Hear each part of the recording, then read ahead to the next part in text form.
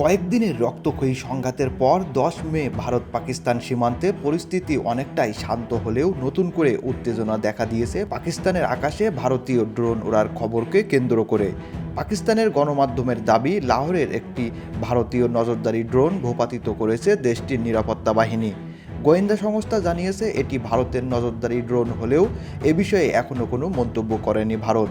ইসরায়েলের প্রধানমন্ত্রী বিনিয়ামিন নেতানিয়াহু জানিয়েছেন, সম্প্রতি ভারত পাকিস্তান সংঘাতে ভারতীয় সেনারা ইসরায়েলের তৈরি হারপি ড্রোন, ক্ষেপণাস্ত্র সহ বিভিন্ন অস্ত্র ব্যবহার করেছে। তিনি দাবি করেন, যুদ্ধক্ষেত্রে এসব অস্ত্র সফলভাবে কাজ করেছে। যুদ্ধ শেষ হলেও দুই দেশের মধ্যে চলছে কথার লড়াই। ভারতের প্রধানমন্ত্রী নরেন্দ্র মোদী সন্ত্রাসবাদের বিরুদ্ধে লড়াইয়ের ঘোষণা দেওয়ার পর পাকিস্তানের আন্তঃবাহিনী জনসংযোগ বিভাগের প্রধান লেফটেন্যান্ট জেনারেল আহমেদ শরীফ চৌধুরী সতর্ক করে বলেছেন, ভবিষ্যতে ভারত কোনো আগ্রাসন চালালে তাদের বাণিজ্যিক অঞ্চলগুলোতে পাল্টা হামলা চালানো হবে। তিনি বিশেষভাবে কলকাতা, জামশেদপুর, রাঁচি সহ ভারতের অর্থনৈতিক প্রাণকেন্দ্রগুলোকে টার্গেট করার হুঁশিয়ারি দেন।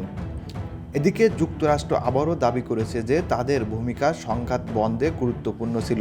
স্থানীয় সময় বৃহস্পতিবার মার্কিন পররাষ্ট্রমন্ত্রী মার্কো রুবিও বলেন, যুক্তরাষ্ট্রের উদ্যোগে দুই দেশের সংঘাত থামাতে সহায়তা হয়েছে, তবে ভারত এখনও পাকিস্তানের সঙ্গে সংঘাত নিরসনে তৃতীয় পক্ষের মধ্যস্থতার বিষয়টি মানতে নারাজ।